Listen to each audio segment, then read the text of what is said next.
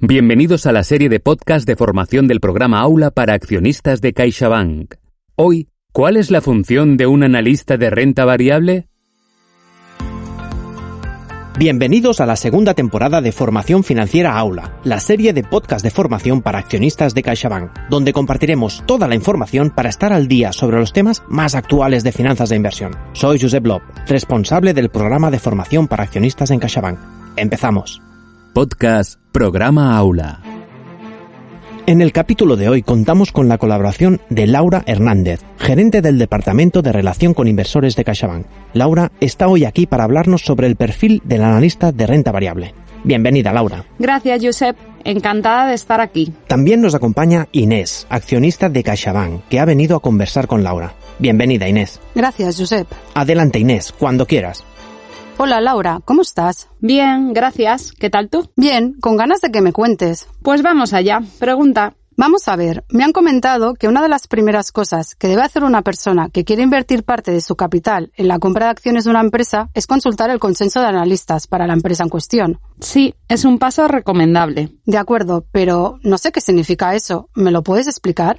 Te cuento, el consenso de analistas es una estimación sobre la evolución futura de los resultados de una compañía. Esta estimación se forma recopilando y realizando un promedio de las últimas estimaciones publicadas por cada analista sobre la cuenta de pérdidas y ganancias futuras de la empresa, el balance y los distintos ratios contables. Si una persona está interesada en invertir en una empresa, le conviene saber cuáles son sus estimaciones de futuro, para invertir con algo más de garantías. Ah, entiendo. ¿Y dónde se puede encontrar esta información? Suele publicarse en la web de cada entidad. Puede estar elaborado de manera exhaustiva por la propia compañía, pero también se puede consultar en plataformas externas. ¿Plataformas externas? Sí, empresas como Bloomberg, FactSet, Visual Alpha. Estas empresas se dedican, entre otras cosas, a elaborar consensos a partir de la información de los analistas con los que colaboran.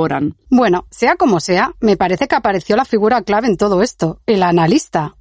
Sí, son ellos los que contribuyen a elaborar un consenso. Pero, exactamente, ¿qué hace un analista financiero? A grandes rasgos, entre otras cosas, lo que hace es estudiar y analizar la actualidad financiera de las empresas. Determinan su valor, más bien dicho, el valor de sus acciones. ¿Has oído hablar del precio objetivo? Pues no. El precio objetivo es el valor económico que un analista financiero estima que tiene una acción de una determinada empresa. ¿Y para qué sirve? Los analistas comparan el precio objetivo con la cotización en bolsa y lo utilizan como una de las variables para forjar su opinión o recomendación sobre la entidad. ¿Y cómo llega a estimar una cifra concreta? Porque el concepto es sencillo, pero me imagino que el proceso hasta concretar un valor debe ser complejo. Pues sí. Como tú bien dices, es mucho trabajo, sea cual sea el método de valoración que utilicen. ¿Qué quieres decir? ¿Que hay varios métodos? Sí, según el sector en el que se mueva la empresa, es mejor utilizar un método u otro para estimar el precio objetivo, y también depende de las preferencias del analista. Por ejemplo, en general, para las empresas industriales consolidadas, el método más utilizado es el método de descuento de flujos de caja.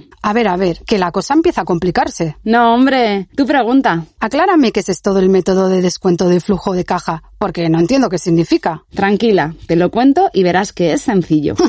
Todo lo ves sencillo, Laura.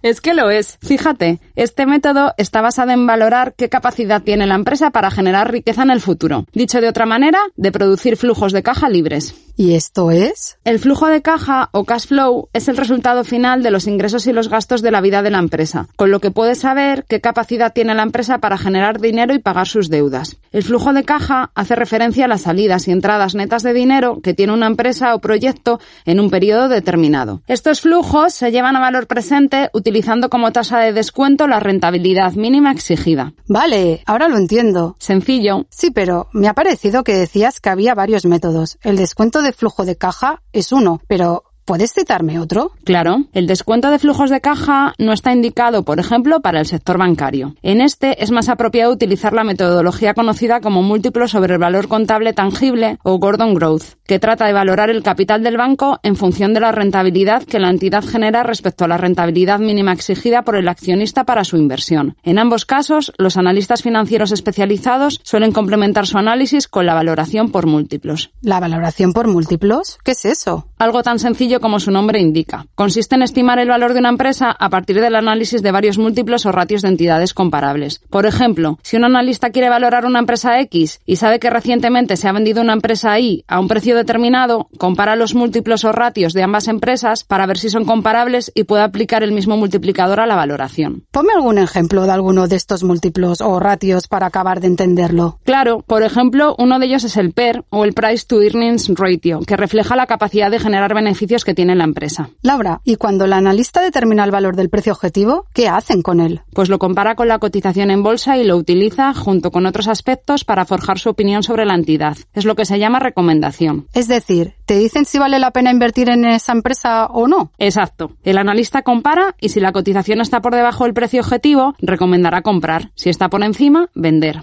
¿Y si los dos valores están muy cercanos? Entonces recomendará mantener la posición o lo que se dice neutral. ¿Y todo eso solo a partir del precio objetivo? No, la recomendación que hace un analista se apoya en otros factores aparte del precio objetivo. O lo que es lo mismo, dicho precio objetivo debería comprender factores cualitativos de opinión del analista. ¿Cómo cuáles? Pues como puede ser la solidez financiera de la empresa, el entorno competitivo, las perspectivas macroeconómicas, la confianza en el equipo gestor y su desempeño histórico en la consecución de objetivos en el pasado, los factores de responsabilidad social corporativa, etc. Por todo lo que cuentas, deduzco que realmente un analista trabaja con una gran cantidad de datos. Efectivamente, y tiene que estar a la última en todo. Un trabajo complicado. Supongo que les apasiona. Hay analistas muy buenos, pero ten en cuenta una cosa. A ver, dime. Normalmente, los analistas se especializan en un sector en concreto. Por ejemplo, banca, automoción, seguros. Eso les permite conocer el sector en profundidad, tener una visión completa de ese mercado. Es lo que te he mencionado antes como entorno competitivo. Se convierten en expertos de un grupo de compañías a las que siguen exhaustivamente. Entonces, es fácil. No, mujer, no quiero decir eso. Pero acotar el sector les permite convertirse en expertos especializados. Piensa que deben publicar de forma periódica informes en los que incluyen estimaciones sobre la evolución futura de los estados financieros de las compañías. Es mucho trabajo. Vale, ahora imaginemos que soy un analista dispuesta a valorar una empresa. ¿Por dónde empiezo? Quiero decir, ¿cuál va a ser mi fuente de información? ¿Puedo acceder fácilmente a los datos de la empresa? ¿Me los van a dar? Ay, madre, cuántas preguntas. Ay, es que me aceleré.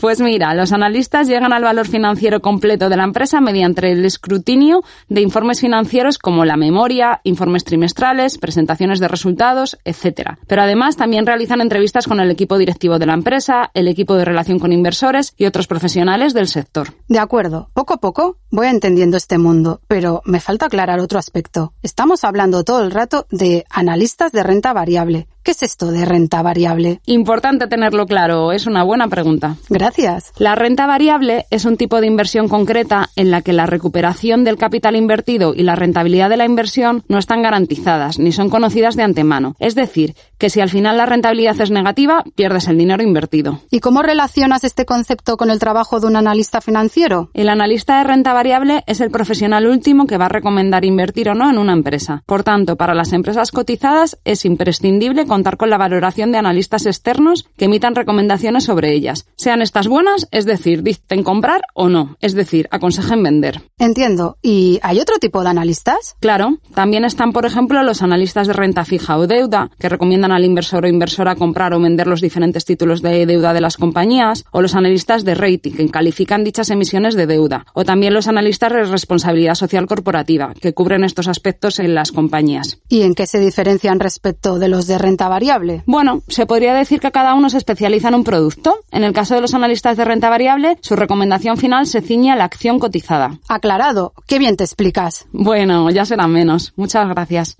Volvamos a imaginar que soy un analista. No, mejor aún, imaginemos que quiero formarme para ser una buena analista. ¿Cómo debo hacerlo? ¿Qué debo estudiar? No existe una titulación específica para ejercer como analista financiero, pero suelen tener alguna titulación relacionada con el mundo de las finanzas, la economía, la administración, la contabilidad o incluso alguna ingeniería. Me lo suponía. Y una cosa más. ¿El qué? Les deben apasionar las matemáticas. Claro, pero con esto que acabas de decir, que sepas que has descartado mi futuro como analista financiera. También la experiencia es muy valorada. Piensa que hay analistas que no poseen ninguna de las titulaciones anteriores, pero con los conocimientos en finanzas y economía que tienen y la experiencia que acumulan, ejercen su trabajo a la perfección. Bueno, igualmente me parece que yo no sirvo para ser analista financiera. Muchísimas gracias por responder a todas mis preguntas, Laura. Ha sido un placer, Inés. Gracias a ti. Muy interesante. Ahora sé perfectamente qué hace un analista de renta variable y cómo puede ayudarnos. Muchas gracias a las dos. Gracias a ti, Josep, por invitarme. Lo mismo digo. Y hasta aquí el capítulo de hoy de Formación Financiera Aula, la formación del programa Aula de CaixaBank. Gracias por vuestra atención. No os perdáis el siguiente episodio, donde Enrique Castellanos, director del Instituto BME, nos hablará sobre las funciones y características de la bolsa.